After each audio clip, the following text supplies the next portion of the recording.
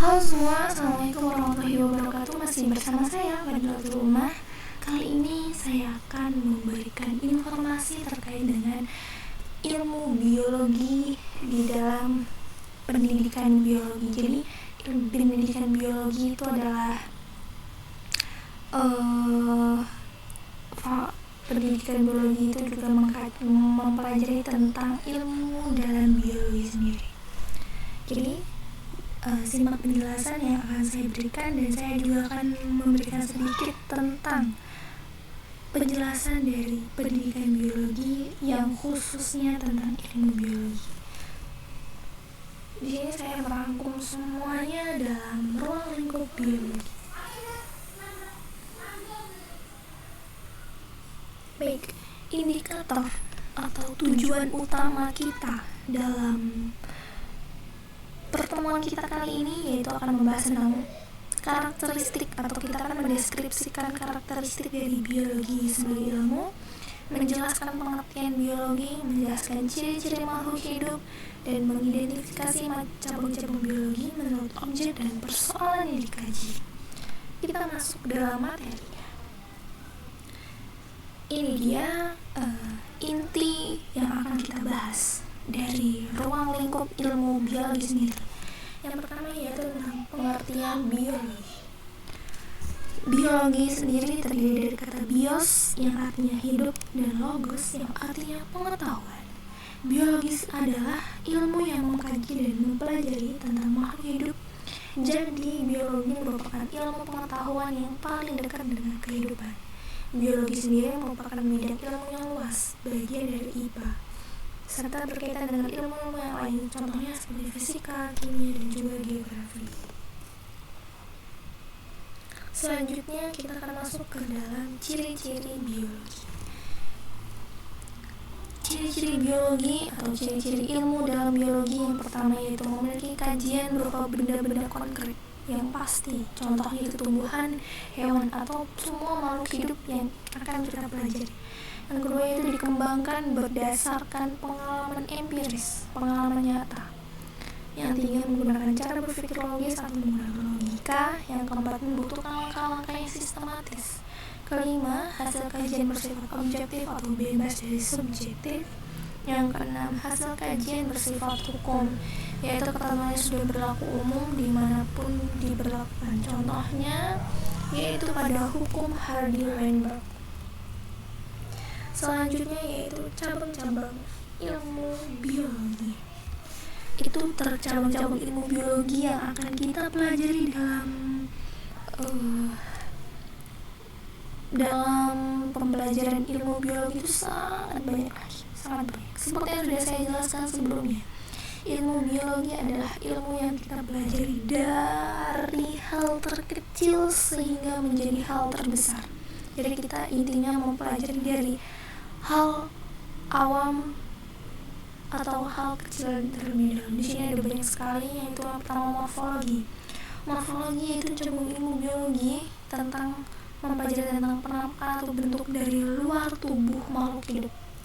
Jadi morfologi sendiri yaitu ilmu yang mempelajari tentang hal yang bisa kita lihat kasat mata dari suatu makhluk hidup. Anatomi, cabang ilmu biologi tentang struktur dan tubuh makhluk hidup. Kalau morfologi tadi adalah penampakan atau bentuk dari luar makhluk hidup, kalau anatomi itu adalah bentuk dalam tubuhnya makhluk hidup yang tidak bisa kita lihat secara kasat mata, itu adalah ilmu anatomi. Yang ketiga itu fisiologi, cabang biologi tentang fungsi alat tubuh makhluk hidup. Fisiologi itu ibaratnya cara kerja tubuh makhluk hidup. Contohnya seperti bagaimana tubuh melakukan sistem pencernaan, bagaimana tubuh bisa menyesuaikan dirinya dengan lingkungan. Itu adalah ilmu yang kita pelajari di fisiologi. Selanjutnya itu yaitu histologi, cabang ilmu biologi yang mempelajari tata susunan dan fungsi jaringan tubuh makhluk hidup. Sitologi yaitu tentang struktur dan fungsi sel. Genetika, cabang biologi tentang sifat-sifat keturunan bersama seluk beluknya. Jadi ilmu genetika itu adalah mempelajari tentang perbedaan setiap makhluk hidup. Jadi adanya perbedaan setiap makhluk hidup itu akan kita pelajari dalam ilmu genetika. Kenapa kita bisa berbeda jenis kulitnya dengan orang tua kita, bagaimana kita bisa berbeda jenis rambut kita pada orang tua kita. Itu adalah perbedaan yang akan kita pelajari dalam ilmu genetika. Yang selanjutnya yaitu embriologi, cabang biologi tentang perkembangan zigot. Ya, yang selanjutnya itu teratologi, cabang ilmu biologi tentang cacat perkembangan pada embrio. Selanjutnya yaitu patologi, ilmu biologi tentang penyakit dan pengaruh pada organisme suatu makhluk hidup. Kalau endokrin, namanya juga ada endokrin, ada yang namanya hormon endokrin, yaitu mempelajari tentang hormon. Ekologi, hubungan timbal balik antara makhluk hidup dengan lingkungannya. Taksonomi, tentang pengelompokan makhluk hidup. Zoologi, tentang dunia hewan. Botani, tentang dunia tumbuhan. Mikrobiologi, mikrobiologi organisme atau zooteknik. Entomologi, tentang serangga. Ornitologi, tentang burung. Mikologi, tentang jamur. Bakteriologi, tentang bakteri. Virologi, tentang virus. Itulah cabang-cabang ilmu biologi yang sangat banyak sekali yang akan tentunya kita pelajari dalam pendidikan biologi, khususnya ilmu biologi. Selanjutnya tingkatan objek biologi. Yang sudah saya jelaskan bahwasanya tingkat objek yang dipelajari dalam biologi dari hal terkecil hingga hal terbesar. Yang pertama itu adalah molekul. Suatu molekul akan terbentuk menjadi sebuah yang namanya menjadi sebuah yang namanya sel. Ketika sel sudah membentuk suatu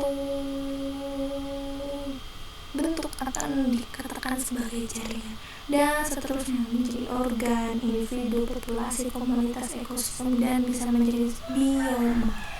Itulah tingkatan objek yang dipelajari dalam biologi. Jadi kita akan pelajari dari molekulnya terlebih dahulu, kemudian ke selnya, selanjutnya ke jaringan, ke organ, dan lain sebagainya. Yang pertama kita akan bahas tentang molekul. Organisasi fungsional tingkat molekul. Tingkat materi terendah adalah proton, neutron, dan elektron. Partikel proton, neutron, dan elektron bergabung membentuk atom, contohnya atom hidrogen, karbon, nitrogen, dan oksigen. Atom-atom lalu berkaitan membentuk molekul, contohnya molekul air, glukosa, protein, dan DNA. Itulah tingkatan terkecil suatu makhluk hidup. Itu ini adalah molekul.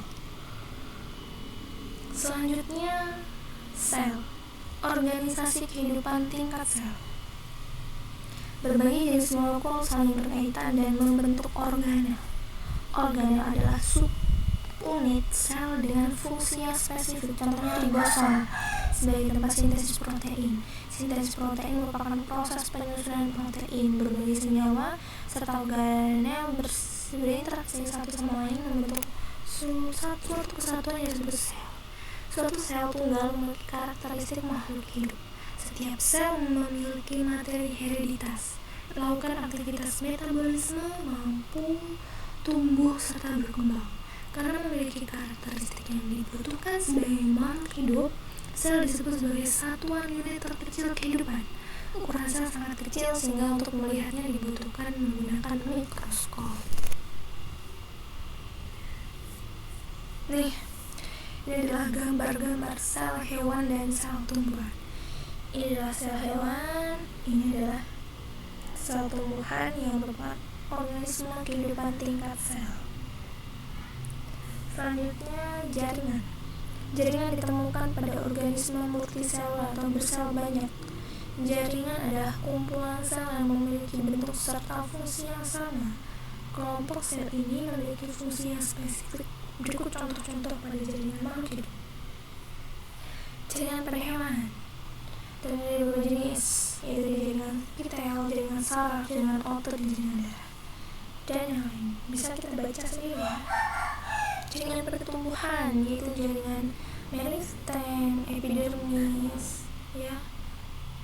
Jaringan pembuluh terdiri dari silem dan floem yang mengangkut hasil proses fotosintesis.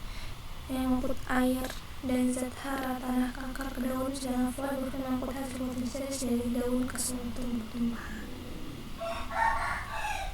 Selanjutnya yaitu organ. Organ merupakan struktur terbentuk dari beberapa jenis jaringan yang bekerja sama untuk menjalankan fungsi tertentu. Misalnya jaringan saraf dan jaringan ikat penyusun organ otak dan bekerja sama untuk melaksanakan fungsi koordinasi. Seperti jaringan epidermis, jaringan tiang, dan jaringan bunga pada penyusun organ daun dan bekerja untuk melaksanakan proses fotosintesis, transpirasi, serta pertukaran gas.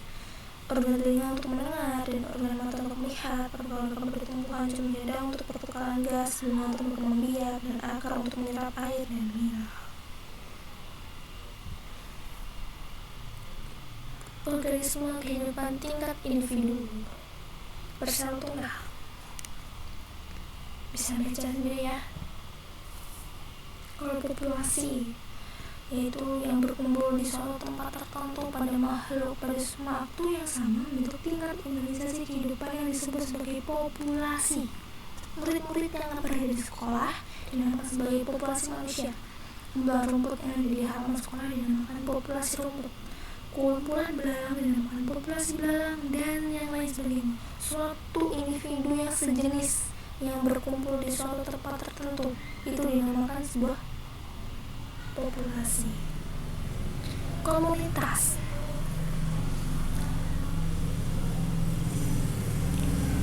Perhatikan halaman sekolah Anda. Di sana mungkin terdapat populasi rumput, populasi cacing, populasi belalang, populasi semut.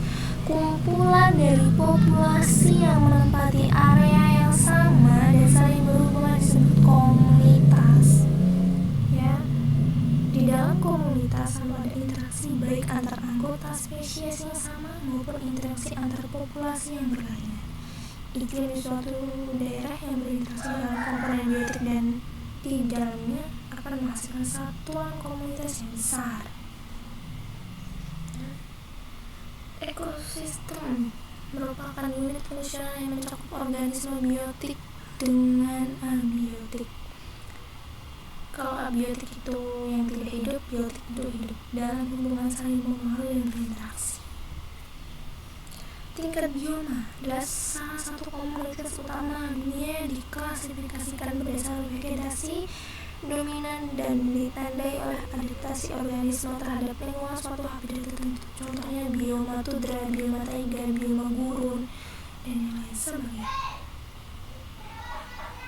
Oke, selesai cabang ilmu biologi yang kita pelajari dalam ilmu biologi maupun ilmu pendidikan biologi.